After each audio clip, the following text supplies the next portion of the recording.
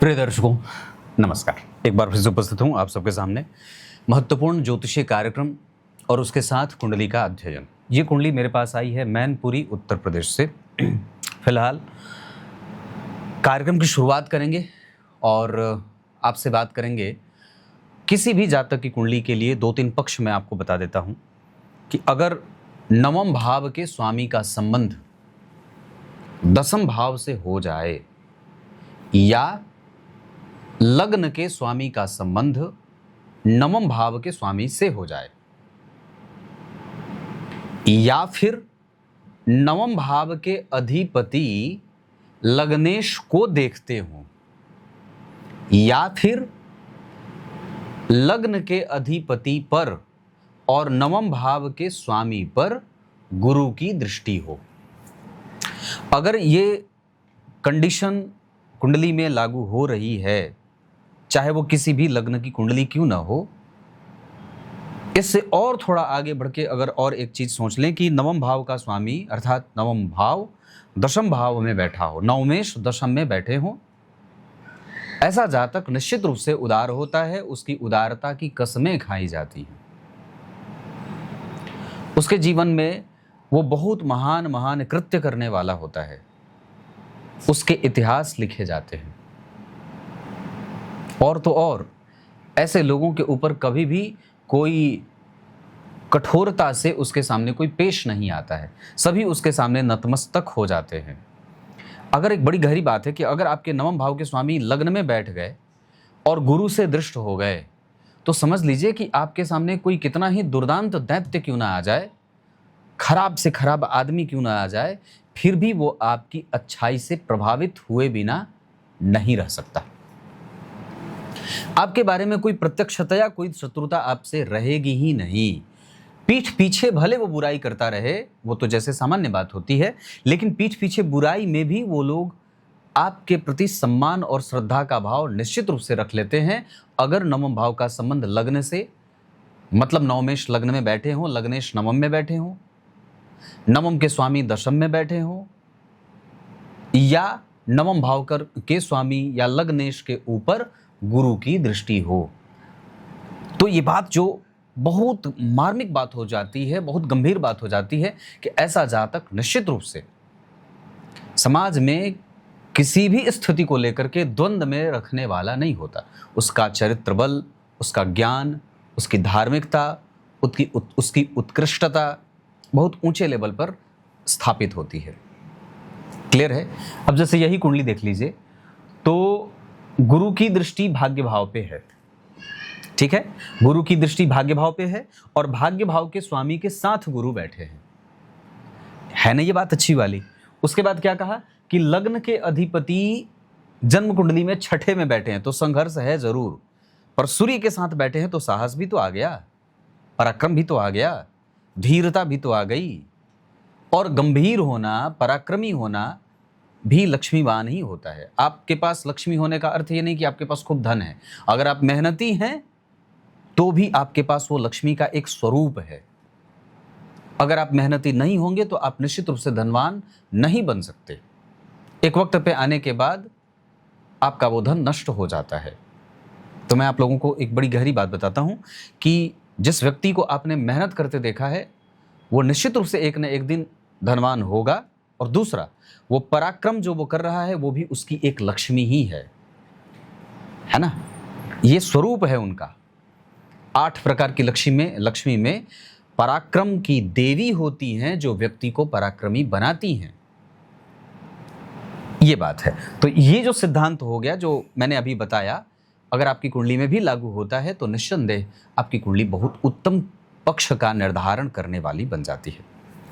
ये कार्यक्रम का वो हिस्सा था जो सबके लिए जरूरी था। अब आइए यहां से कार्यक्रम की शुरुआत करते हैं और सबसे पहले जातक की कुंडली के पंचांग से आपका परिचय करा देते हैं।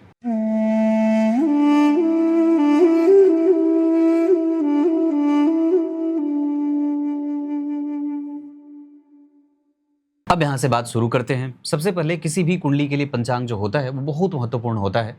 आप उसको नजरअंदाज नहीं कर सकते। और किसी भी जातक की कुंडली टोटल जो आरंभ उसका है वो पंचांग पर ही केंद्रित होता है, पंचांग से ही शुरू होती है। क्योंकि ग्रहों के पास जो बल मिलता है, जो ग्रह जिससे अपने आप को बलवान बनाते हैं, वो कुंडली का पंचांग ही उसे प्रत्यक्ष रूप से कहें या परोक्ष रूप से कहें, उसे बल देता जाता है।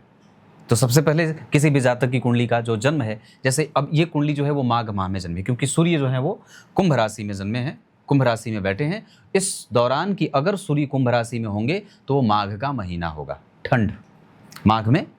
तो माघ माह में जो लोग जन्मे होते हैं उनके जीवन में विषम परिस्थितियों का निर्माण होता रहता है, पर वो कभी भी थकने वाले नहीं होते, सदैव आशान्वित बने रहते हैं अपने जीवन को आगे बढ़ाने के लिए। मुझे देखिए बहुत ध्यान से। उसके बाद उत्तरायण में जितने भी ग्रह होते हैं, जैसे सूर्य, बुध, गुरु, चंद्रमा, शुक्र, जितने भी शुभ ग्रह होते हैं, ये सब उत्तरायण में बली होते हैं, जिसका प्रतिफल जातक को सकारात्मक बनाने में मदद करता है। आगे बढ़ के बात करेंगे, शिशिर ऋतु पे शनिदेव का असर होता है। शिशिर ऋतु से जो लोग प्रभावित होते हैं उनमें थोड़ी बहुत असंतोषीपन की प्रवृत्ति भी देखने को मिलती है। दूसरे शब्दों में अगर आप ये कहें कि ऐसे लोगों का काम थोड़ा रुकता है और वो विलंब से कई बार छटपटा जाते हैं। कृष्ण पक्ष की प्रतिपदा तिथि दिन शनिवार, शनिवार वार के अधिपति शनि हैं, जो इस कुंडली के लिए पंचम और छठवें भाव के स्वामी होते हैं। उनकी मकर राशि पंचम भाव में और कुंभ राशि छठे भाव में बनी है और वो नवम भाव में विराज रहे हैं। नवम भाव में शनि का बैठना और उस पर गुरु की दृष्टि, और जहां शनि की राशि बनी है उस पर गुरु और शुक्र का बैठना व्यक्ति के एनर्जी को, अनुभव को, प्रेम को, दया को, क्षमा को, पूर्व जन्म में किए गए श्रेष्ठ कर्मों का उजागर करती है और व्यक्ति के अधिकारों की सुरक्षा करती है। आप इतना से और भी समझ लीजिए कि व्यक्ति चाहे जो भी हो जाए, उसके जीवन से कभी भी धर्म, आध्यात्म, चिंतन और परोपकार गायब नहीं होता, उदारता बनी की बनी रहती है। आगे बढ़ के बात करें, पर असंतोषीपन की प्रवृत्ति इस वजह से है क्योंकि शनिवार को व्यक्ति जन्मा है। कृष्ण पक्ष के प्रतिपदा तिथि के चंद्रमा शुभ ग्रह होते हैं और ऐसे चंद्रमा जातक के पक्ष में काम करते हैं और इसका लाभ जातक को धनवान व्यक्ति धन खूब कमाता है। एक वक्त के बाद उसके पास धन वो टिकता भले नहीं है, पर वापस वो उसी स्थिति को प्राप्त करने की कोशिश करता है कि निश्चित रूप से मेरे पास धन है, था और मैं वापस उसको फिर से बनाऊं। पैसे अटकने का खतरा, गलत लोगों से मैत्री, गलत लोगों से व्यापार शुरू करना, गलत लोगों पर विश्वास करना जिससे नुकसान होता है। बड़े छोटे कई बार लोगों से अगर व्यक्ति काम उसके साथ शुरू करता है तो उसको नुकसान होता है। कई बार बहुत बड़े लोगों के साथ काम करके शुरू करना व्यक्ति के लिए भारी पड़ जाता है। मघा नक्षत्र, अर्यमा नाम के पितर इसके स्वामी देवता होते हैं। पितरों की पूजा करनी चाहिए। ओम अर्यम ने नमः। और अमावस्या को निश्चित रूप से दान करना चाहिए। आषाढ़ में जो कृष्ण पक्ष की प्रतिपदा अभी आ रही है, इसमें निश्चित रूप से व्यक्ति को पितरों के निमित्त दान करना चाहिए। अमावस्या, अष्टमी आदि जो तिथियां होती हैं, इसमें अपने पितरों के नाम पे आप समुचित दान कर सकते हैं। आप लोगों को एक कार्यक्रम में बड़ी अच्छी बात बताता हूँ। जिस कुर्सी पर मैं बैठा हूँ, मेरे यहाँ एक जन आए थे मिलने और उन्होंने मुझे देखा कि मैं जिस कुर्सी पर बैठ के मिलता हूँ, जिस कार्यक्रम को आप लोग देखते हैं, पीछे आकर के देखिएगा, वो कुर्सी बड़ी थोड़ी अच्छी नहीं थी, उस पर कमर दर्द होने लगा था। तो बातों बातों में मैंने ये बात कह दी उनसे कि ऐसी बात हो गई, कुछ कुंडली पे बात चली तो मैंने उदाहरण दे दिया। जा करके वो दिल्ली से आए थे मुझे मिलने, जा करके उन्होंने वहाँ से मुझे ये कुर्सी भेजी है और ये कुर्सी इतनी महंगी है कि मुझे सूट नहीं कर रही। बाद में मुझे बिल्कुल भी पता नहीं चला, बाद में कितना खोजबीन किया, पता लगाया, तब जाकर के मुझे उन्होंने बताया, अन्यथा वो बताने वाले भी नहीं थे। ठीक है, तो ऐसे ऐसे लोग हैं जो ऐसे मुझे जैसे कमजोर आदमी को दे जाते हैं। मघा नक्षत्र, अति गंड योग, बालोकरण, क्षत्रिय वर्ण और राक्षस गण। क्षत्रिय वर्ण और राक्षस गण के कारण व्यक्ति में क्षत्रियत्व का गुण रहेगा। मतलब उसके पास पराक्रम है, शौर्य है, परिस्थिति से लड़ने का बल है और सुचिता भी है, धर्म भी है, संसार को समझने की शक्ति भी है, चिंतन है। समाज के लोग जो बुरे तरीके से प्रभावित हो रहे हैं उनको देख करके उस व्यक्ति को बड़ा दंश होता है, तकलीफें होती हैं। दूसरों की समस्या को समझने में व्यक्ति को बड़ा अच्छा लगता है और उसकी मदद करने की वो भरपूर चेष्टा करता है। तो ये सारी बातें क्षत्रिय वर्ण के कारण है। मतलब दूसरों की सुरक्षा करना, दूसरों के हितों की सुरक्षा करना, यह क्षत्रियत्व का गुण होता है, यह लक्षण होता है। तो ये सारी बातें कुंडली में कहीं ना कहीं दिखाई दे रही हैं। अब यहाँ से मैं आगे बढ़ूंगा और कुंडली में थोड़ी सी चर्चा ग्रहों के बैठने पर कर देता हूं, उसके बाद ग्रह की डिग्री से आपका परिचय कराऊंगा। ग्रह की डिग्री अगर बात करते हैं तो उससे पहले लग्न कन्या का बना है। मूलतः जो छठवें भाव की राशि है वो आपकी कुंडली के लग्न में बन गई। अब छठवें भाव की राशि जब लग्न में बनेगी तो कहीं ना कहीं व्यक्ति के जीवन में थोड़ा संघर्ष तो देगी, या व्यक्ति से एक ही गलती कई बार व्यक्ति बार बार करता रहता है। ये भी एक समस्या हो जाती है। वो व्यक्ति समाज में बुरे लोगों को भी कई बार मित्र बना रहा है, या फिर पहचानने की शक्ति कम है, नहीं पहचाना, उस पर अपना निवेश किया, उससे मित्रता की, उससे व्यापार किया, उस पर विश्वास किया और बाद में उस व्यक्ति ने नुकसान किया। लग्न एक अंश का बना है, ये ठीक नहीं होता। यहां व्यक्ति के निर्णय को बार बार चेक करने की आवश्यकता होती है। आपको बार बार ये समझना होगा कि आप किसके साथ उठ बैठ रहे हैं, किस पे विश्वास कर रहे हैं। ये बार बार मैं ये बात कहूंगा, हो सकता है आगे भी 2-3 बार और कहूं। लग्न के मान में एक अंश से लेकर 6 अंशों तक का जो लग्न मान होता है वो कुंडली के लग्न को कमजोर करता है, और कई बार यहाँ पे ग्रह बदल जाते हैं। अगर यहाँ रोक करके मैं चलित चक्र की बात करूंगा तो विचार करिए, तो जो चलित चक्र की स्थिति बन रही है उसमें राहु जो है वो पंचम स्थान की यात्रा कर रहे हैं। मतलब जो राहु आपको यहाँ दिख रहे हैं, ये राहु यहाँ बैठे हैं पंचम भाव में, और शुक्र जो आपको पंचम स्थान में दिखाई दे रहे हैं वो सूर्य के साथ छठे भाव में आ रहे हैं, और जो बुध आपको यहाँ दिखाई दे रहे हैं ये सप्तम स्थान में बैठ रहे हैं। शनि देव जो आपको यहाँ दिख रहे हैं वो दिख रहे हैं जन्म कुंडली के दसम स्थान में बैठ रहे हैं, और केतु देव अगले घर की यात्रा कर रहे हैं। मतलब लगभग जो ग्रह हैं वो शिफ्ट कर रहे हैं अगले भाव की तरफ, और वो सिर्फ इसलिए हो रहा है क्योंकि लग्न मान एक अंश का बना है, तो ये आगे की तरफ शिफ्ट हो रहा है। इस वजह से अब जरा ध्यान से देखेंगे तो यहाँ मंगल तो वहीं बैठे, पर राहु ने अपना भाव बदल लिया। और क्या बदला? राहु 22 अंश के थे वो बदल गए, उसके बाद शुक्र 22 अंश के थे वो बदल गए, उसके बाद बुध 20 अंश के थे वो भी बदल गए, शनि 20 अंश के थे वो भी बदल गए। तो ये सारे ग्रह शिफ्ट कर गए। मंगल नहीं बदले, क्यों? क्योंकि 10 अंश के थे। गुरु क्यों नहीं बदले? क्योंकि 5 अंश के थे।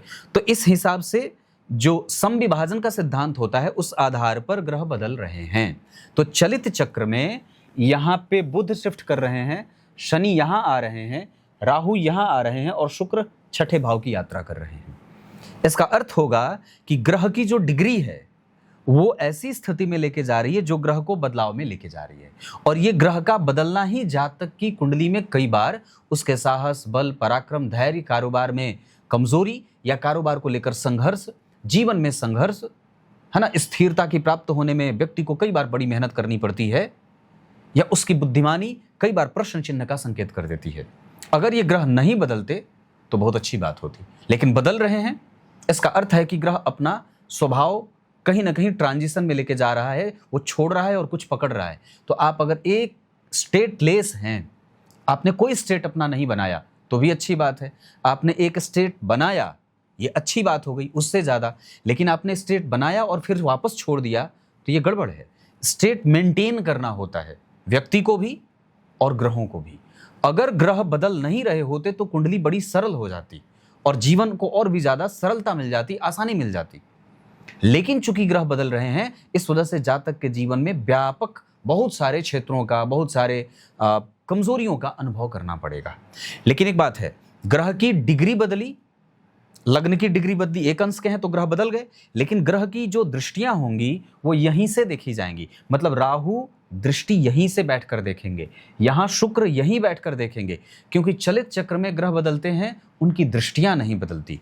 ग्रह बदलते हैं भाव से, राशियां नहीं बदलती, है ना। अगर जो शुक्र हैं तो ये मकर राशि के 6वें भाव का फल करेंगे, ये जो बुध बदल रहे हैं वो कुंभ राशि के 7वें भाव का फल करेंगे, ये जो शनि है ये वृष राशि के 10वें भाव का फल करेंगे। पर ग्रह बैठा उसी राशि में है, भाव बदल रहा है। क्लियर है? अब जरा ध्यान से देखें तो इस कन्या लग्न की कुंडली में सबसे जो खराब ग्रह होता है वो मंगल।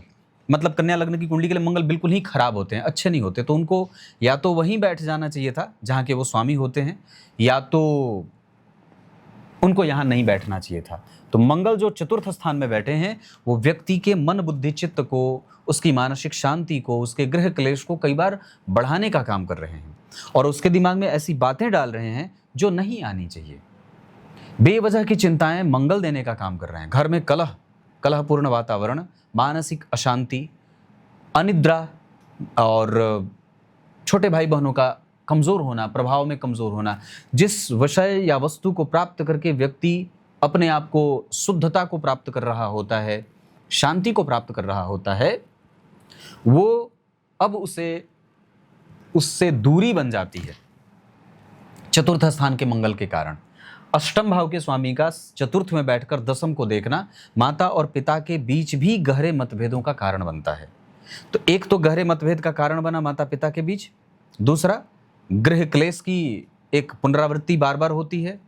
अगर ये दोनों चीजें नहीं है तो फिर मन अशांत है, बार बार व्यक्ति असफलता से कई बार ऊब जाता है।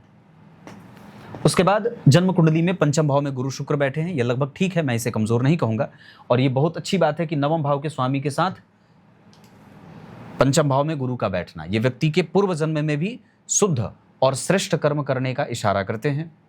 पितरों का आशीर्वाद है, बड़े बूढ़ों का आशीर्वाद है, स्नेह भी मिला है समाज का, समाज में प्रतिष्ठा भी अच्छी है। पूर्व काल में भी व्यक्ति ने धर्म किए थे, अधार्मिक कृत्य नहीं किया, अनुभव उसके पास बहुत अच्छा है, मंत्र जापक है, देवताओं में उपासना में विश्वास है, धर्म में रुचि है, आध्यात्म है, चिंतन है, समरसता है, कैपेसिटी है, बहुत अच्छा अनुभव भी है और बहुत बुरा अनुभव भी है। ये इस तरीके की बातें कुंडली में दिखाई दे रही हैं। अब एक गहरी बात है, चतुर्थ स्थान के राहु तो अच्छे होते हैं लेकिन दसम स्थान के केतु अच्छे नहीं होते। मैंने यहाँ कई बार बहुत सारी कुंडलियों पे ये अनुभव देखा है, किया है कि जब सामान्य बात है कि राहु जब चतुर्थ स्थान में बैठेंगे तो दशम में केतु बैठेंगे। चतुर्थ स्थान के राहु तो योग कारक हो जाते हैं, मजबूत हो जाते हैं, अच्छे बैठ जाते हैं, क्योंकि वो कन्या लग्न की कुंडली के लिए केंद्र में बैठे हैं। केंद्र त्रिकोण गो राहुर स्थित शतो सतः शुभाचांतर दशा तस्य राज्य कीर्ति प्रदानिर्णाम। राहु केंद्र में अच्छा परिणाम करते हैं, पर बात यह है कि जब चतुर्थ स्थान में राहु बैठेंगे तो केतु दशम में बैठेंगे। इस वजह से एक तरफ राहु जहां आपको बेहतरीन बना रहे थे, वहीं केतु चतुर्थ स्थान पर देखकर और दसम स्थान में बैठकर आपके कारोबार और आपकी सामाजिक छवि जो बार बार बन रही है उसको बार बार उजाड़ रहे हैं, बिगाड़ रहे हैं। मतलब जो करियर में अनस्टेबिलिटी है, जो असुरक्षा है, जो इनसिक्योरिटी जिसको आप बोलते हैं, वो यहीं से आरंभ हो रहा है, यहीं पे गड़बड़ी हो रही है। तो ये इसी के कारण था। या जो व्यक्ति अभी तक अपने करियर को लेकर के उहापोह की स्थिति में रहा है वो इसी केतु के कारण है। और एक बात और भी है, लग्न चक्र के आधार पर भाव के ठीक पीछे शनि बैठे हैं और लाभ भाव पर शनि की शत्रु दृष्टि जा रही है। मैंने कहा था चलित चक्र में ग्रह भले बदले हैं पर दृष्टि लग्न से ही देखी जाएगी। तो लग्न में बैठकर लग्न कुंडली के नवम भाव में बैठकर तृतीय भाव पे जो उनकी दृष्टि जाएगी, एकादशवें भाव पे तीसरी दृष्टि शत्रु की जाएगी। और उस भाव के स्वामी जन्म कुंडली में 12वें जा रहे हैं, गुरु से छठे 8वें के संपर्क में हैं, राहु से दृष्ट हैं। तो इस कारण से व्यक्ति के जीवन का जो लाभ है, बड़े छोटों का आशीर्वाद है, जो सुख मिलना चाहिए, जो गेन होना चाहिए, वो कई बार विलंब से होगा। इसका दूसरा कारण कि शनि जैसा बृहद आकार का ग्रह लाभ को देख रहा है और वो भी शत्रु की दृष्टि। उसके बाद गुरु जैसे भीमकाय ग्रह भी लाभ को देख रहे हैं, जो भी कहीं ना कहीं शत्रु की दृष्टि है।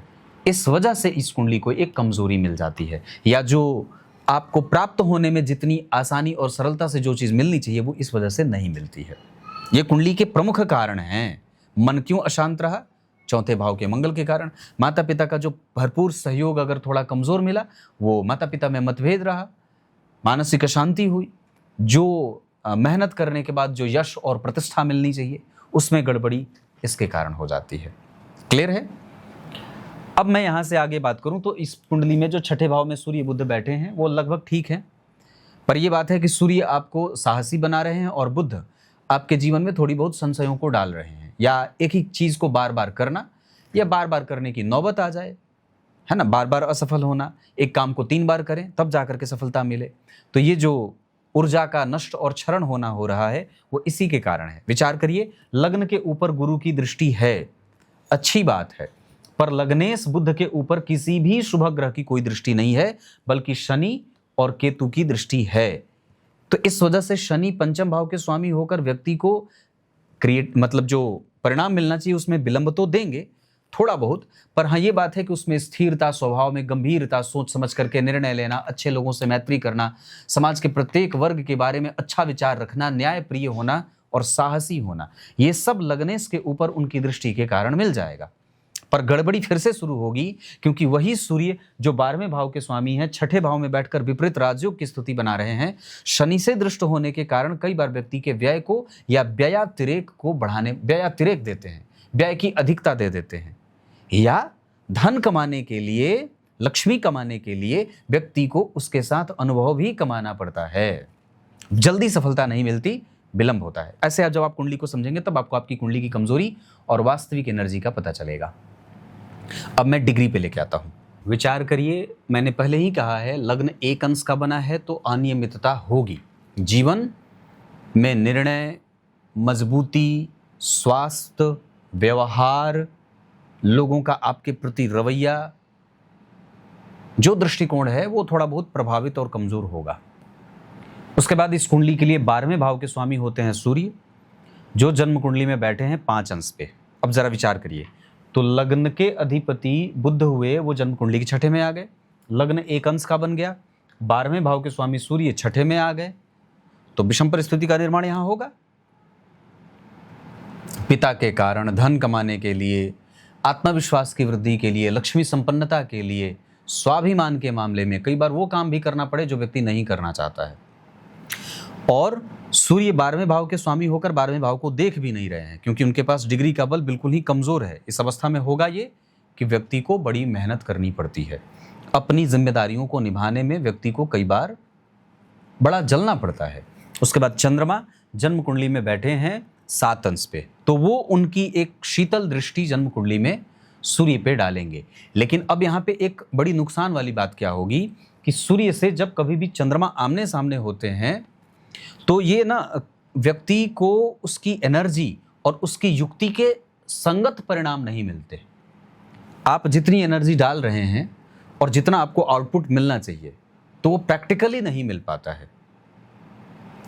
दरअसल एक बात और भी होगी, सूर्य के सामने जब चंद्रमा आ जाते हैं, ये तो बड़ी थोड़ी सी अच्छी बात है कि सूर्य ने चंद्रमा को देखा नहीं है। अगर सूर्य की दृष्टि चंद्रमा पे जाती तो और भी बात जो है वो बिगड़ जाती। तो चंद्रमा का शैतल्य जो है वो सूर्य को कंट्रोल तो कर रहा है, पर अपनी हैसियत से बहुत ज्यादा नहीं। दूसरा कि शास्त्र में पाराशर जी ने लिखा कि सूर्य से जब ठीक चौथे या 7वें भाव में चंद्रमा चले जाते हैं तो व्यक्ति अपनी एनर्जी का और अपने रिसोर्स का युक्ति संगत लाभ नहीं ले पाता, या कई बार धन, मान, पद, प्रतिष्ठा प्राप्त करने के लिए उसको बहुत मेहनत करनी पड़ती है, बहुत चलना और जलना पड़ता है। ये बात है। उसके बाद मंगल जो है वो तो सूर्य की दृष्टि तो नहीं है पर चंद्रमा की दृष्टि है, और बुध की भी दृष्टि आगे होगी, मैं बताऊंगा। मंगल जन्म कुंडली में 10 अंश पे है, इसका अर्थ होगा कि मंगल यहाँ बैठे हैं। अब जरा ध्यान से देखिए, तो कन्या लग्न की कुंडली के लिए सबसे खराब होते हैं मंगल, जो अष्टम के साथ साथ तीसरे के स्वामी होते हैं। अब ये जहां बैठेंगे उसको तो नष्ट करेंगे ही, जहां देखेंगे उसको भी खराब करेंगे।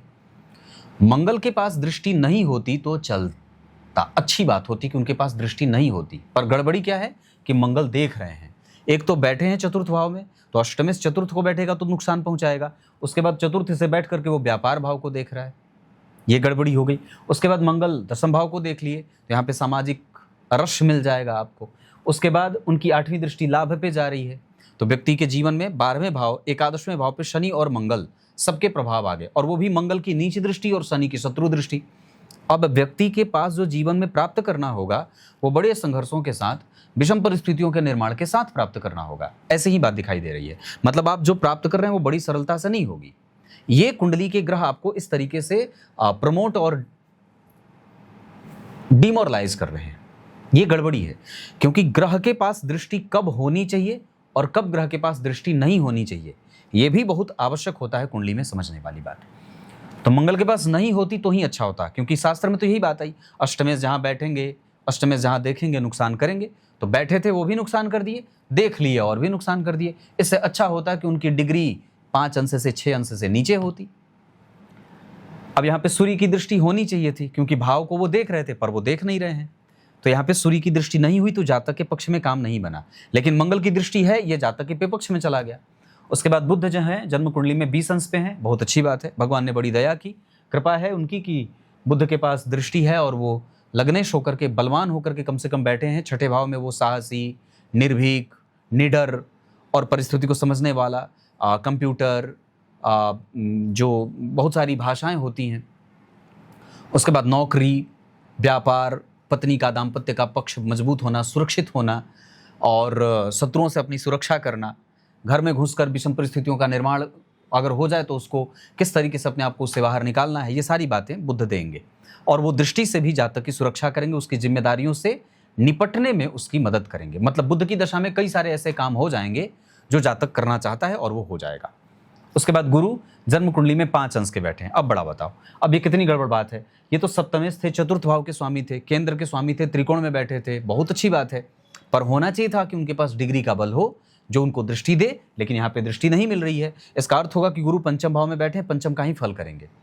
लेकिन एक बात जो है कि जो नीच राशि में बैठे उनका नीच भंग हो जाएगा, क्योंकि मंगल केंद्र में आ रहे हैं।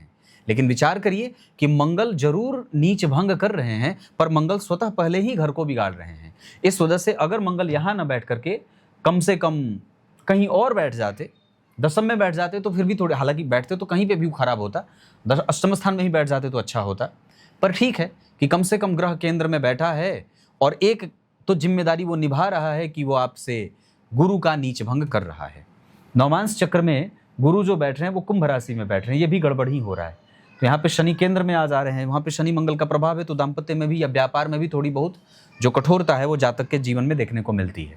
तो गुरु का पक्ष यहाँ पे कमजोर होगा, क्योंकि गुरु न तो यहाँ देख रहे हैं लाभ को, न भाग्य को और न लग्न को। मैंने यही बात कही थी कि लग्न पर और लग्नेश पर किसी शुभ ग्रह की दृष्टि नहीं है। अगर लग्न पर गुरु की दृष्टि होती तो व्यक्ति के जीवन में थोड़ा सहूलियत हो जाए, पर वो है नहीं। उसके बाद शुक्र, तो शुक्र 22 अंश के हैं, वो देख रहे हैं। और ये अच्छी बात है कि कम से कम शुक्र आपकी कुंडली में धन भाव के स्वामी होकर पंचम में बैठे हैं, जो कुटुंब, परिवार, वाणी, अनुभव, धन, वैभव, ये सारी बातें देने वाले बन रहे हैं। मतलब शुक्र का प्रभाव जातक के पक्ष में काम करेगा।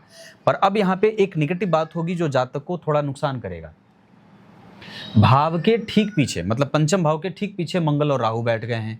इस कारण से अगर भाव के ठीक पीछे मंगल, राहु, शनि, केतु बैठ जाते हैं तो भाव को नष्ट करते हैं। तो जब जन्म कुंडली के द्वितीय भाव के स्वामी पंचम में बैठेंगे और उसके ठीक पीछे मंगल, राहु बैठेंगे तो धन इकट्ठा करने में भी व्यक्ति को दिक्कत होगी।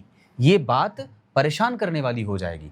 तो जो परेशानी आ रही है वो इस वजह से आ रही है। तो कुंडली में आपने लग्न चक्र को इतना समझ लिया कि कुंडली कहाँ से परेशान कर रही है, ग्रह आपको कहाँ से सपोर्ट कर रहे हैं और कहाँ से नहीं कर रहे हैं। अब यहाँ से सीधे उठा करके मैं आपको दशमांशा पे लेके आता हूँ।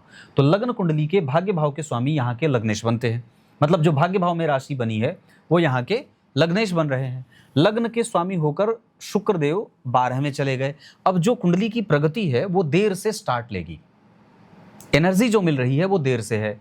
सूर्य और मंगल व्यक्ति को साहसी और एनर्जेटिक बना रहे हैं, या ये कह सकते हैं कि व्यक्ति अपनी महत्वाकांक्षा की पूर्ति के लिए लगा हुआ है निरंतर, या वो किसी भी स्थिति में अपना साहस, बल या अपनी बुद्धिमत्ता कम नहीं करना चाहता है। दूसरा कि यहाँ पे जो पंचम भाव के स्वामी है वो चतुर्थ में बैठे हैं। इसका अर्थ होगा कि व्यक्ति के जीवन में यश और सुख है।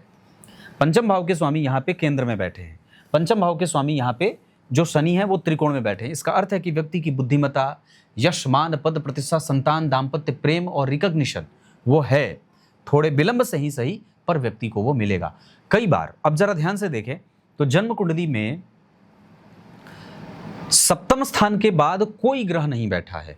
सप्तम स्थान के बाद सिर्फ शनि बैठे हैं, केतु बैठे हैं और चंद्रमा बैठे हैं। तो जातक को जो कुंडली में सफलता मिल रही है, बहुत सारा सिद्धांतकार ये लिखते हैं कि जन्म कुंडली के सप्तम भाव से के बाद, मतलब 7वां, 8वां, 9वां, 10वां, 11वां, 12वां, उसके बाद पहला, दूसरा, तीसरा, ये जो भाव होते हैं यहाँ पे, इन भावों में सूर्य, चंद्रमा, मंगल और राहु का बैठना आवश्यक होता है।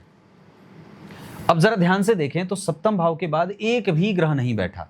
राहु दशम में बैठते तो अच्छा होता, चंद्रमा खाली बैठे हैं, तो खाली एक ग्रह के बल पर यह कुंडली अभी तक आगे बढ़ी है। कई बार, बहुत गहरा सिद्धांत है ये जो ग्रह होते हैं सूर्य, चंद्रमा, मंगल और राहु, इनको दशम स्थान, सप्तम स्थान, अष्टम, नवम, एकादशवां आदि तृतीय भाव तक होना चाहिए। इससे व्यक्ति को जो कारोबार में प्रगति मिलती है या जो नौकरी में प्रगति मिलती है, कई बार उसे नौकरी करते देख लिया जाता है, या व्यापार भी अगर कर रहा है तो वो सेट नहीं हो पाता है। कई बार वो बार बार असफल होता रहता है। तो जो इन्होंने प्रश्न भी यही पूछा कि बार बार मैं व्यापार में या कारोबार में लेकर के अनिश्चितता का जो एक माहौल है वो मुझे मिलता रहता है। वो क्यों मिला? क्योंकि सारे ग्रह लग्न से लेकर सप्तम भाव के पीछे बैठे हैं, सप्तम भाव से बीच में।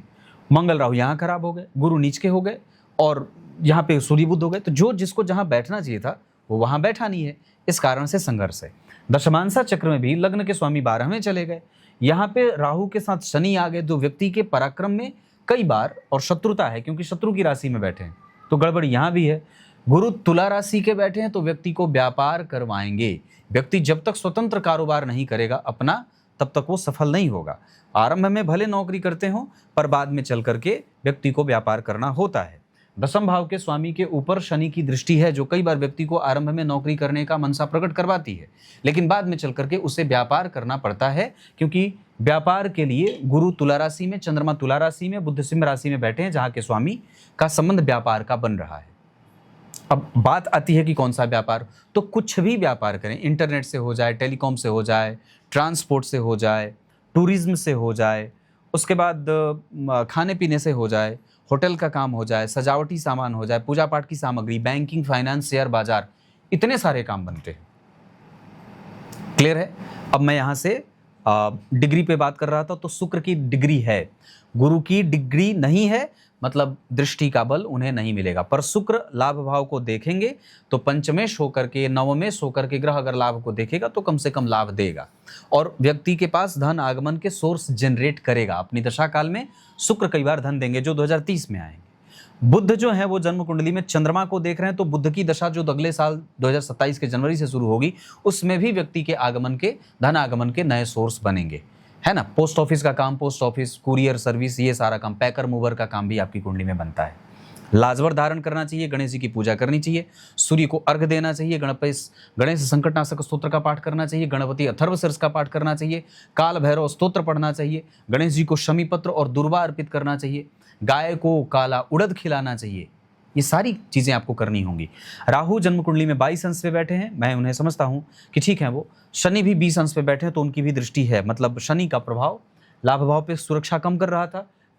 तीसरी दृष्टि जो है वो वृश्चिक राशि पे, वहाँ पे भी बहुत अमृतमय दृष्टि नहीं है, और यहाँ पे देख रहे हैं, इस वजह से व्यक्ति के पास साहस और बल का संचार कर रहे हैं। पर कई बार व्यक्ति को दांत और पेट से संबंधित समस्या देते हैं, पित्त का रोग देते हैं, कफ की समस्या देते हैं, हृदय क्षेत्र और फेफड़ों से संबंधित समस्या भी ये शनि देने वाले हो जाते हैं। क्लियर है। अब मैं नक्षत्र की बात करूंगा।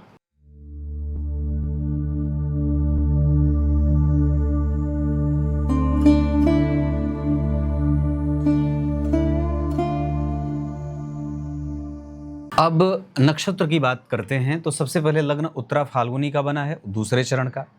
इस वजह से यहाँ पे जो प्रभाव होगा वो व्यक्ति में आत्मविश्वास की वृद्धि का होगा।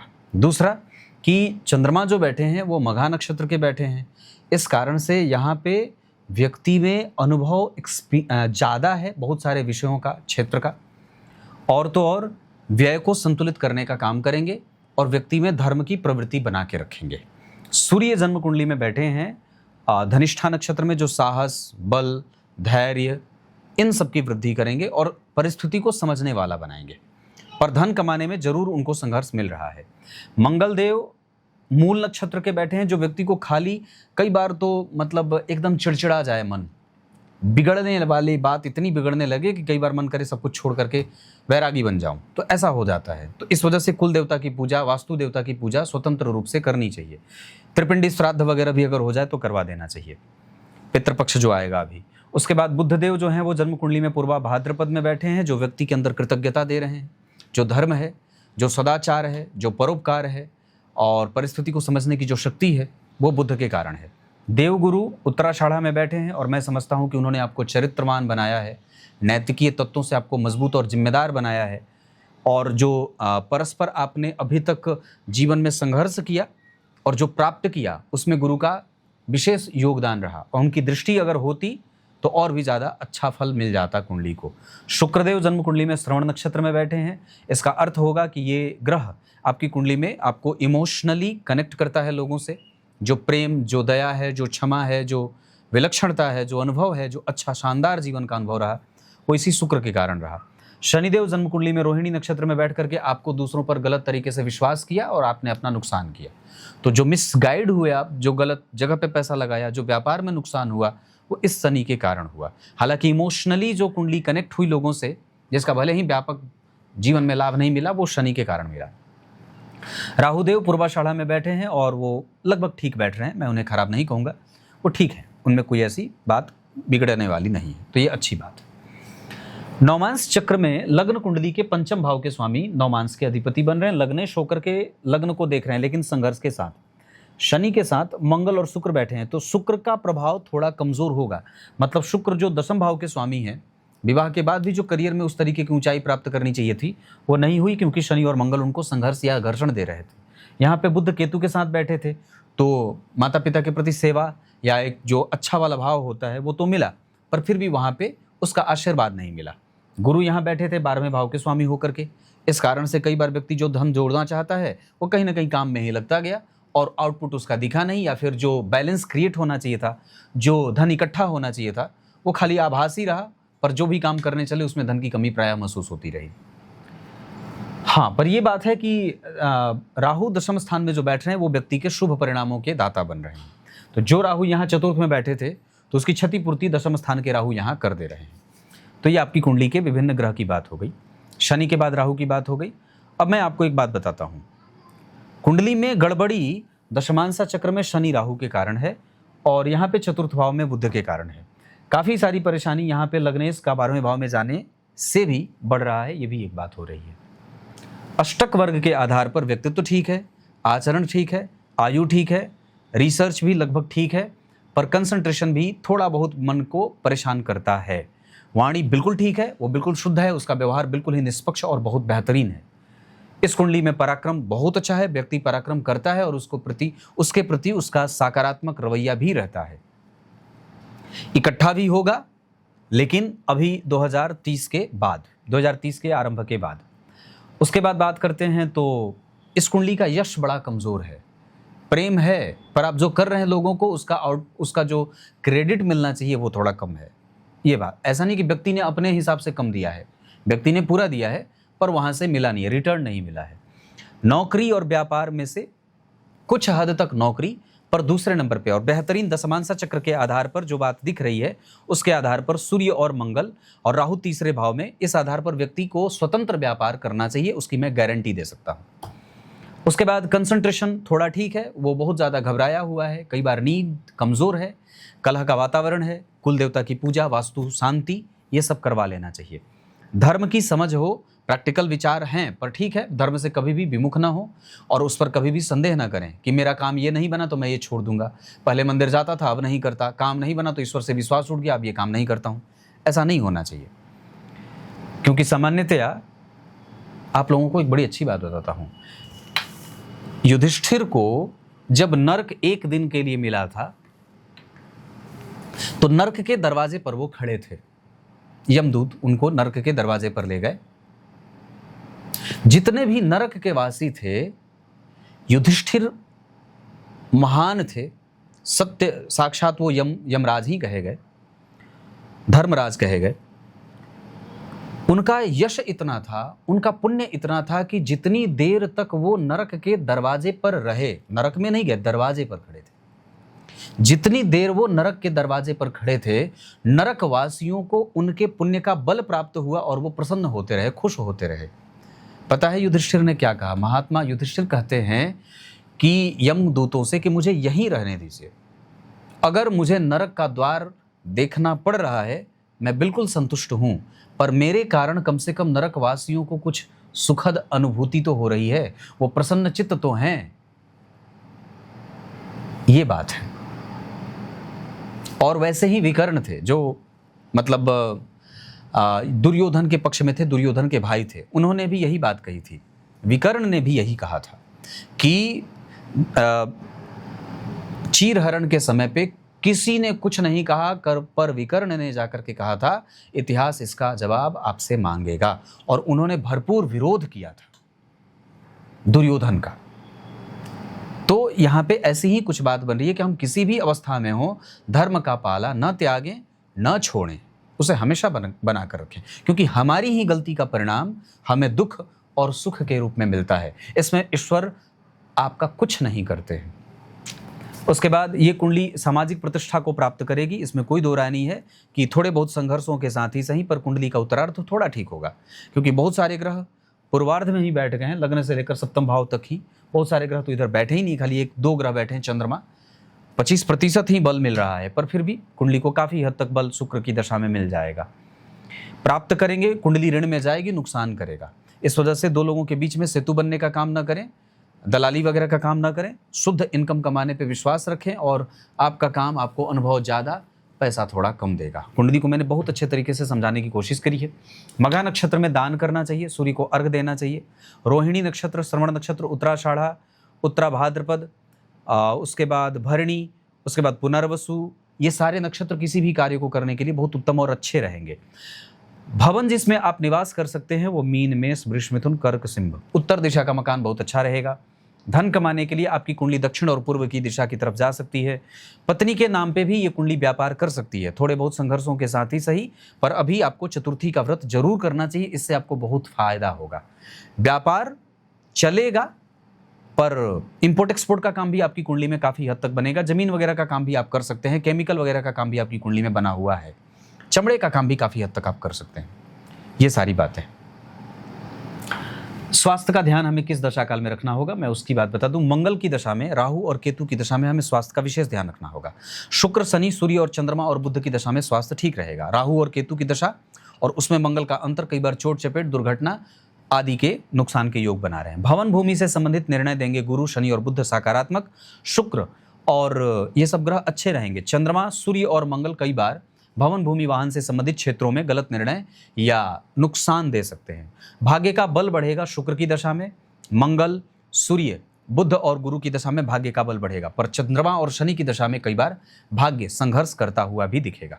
होरा चक्र के आधार पर आपकी कुंडली में शनि, सूर्य, शुक्र, चंद्रमा और मंगल ये ग्रह मेहनत करा करके फल करेंगे, जबकि राहु, केतु, गुरु और बुध थोड़ी शांति से जीवन को धीरे धीरे ही सही पर स्टेबिलिटी के साथ आगे बढ़ाने वाले ग्रह बन रहे हैं। राहु से ज़्यादा और भी ज़्यादा फल आपको गुरु देंगे, जो आपके जीवन को और भी ज़्यादा स्थिरता और ऑटो पायलट मोड में लेके जाएंगे।